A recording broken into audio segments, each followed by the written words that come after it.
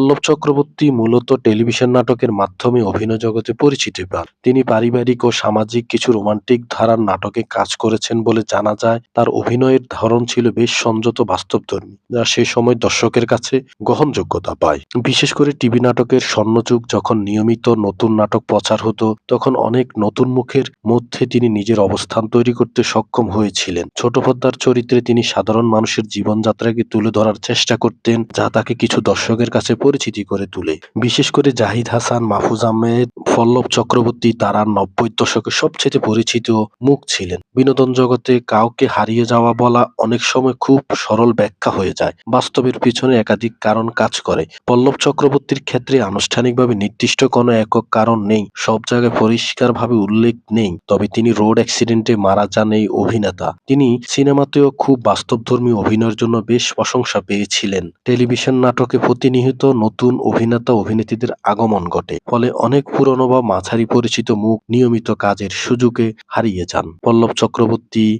বাংলাদেশের বিনোদন জগতের এক উজ্জ্বল নক্ষত্র।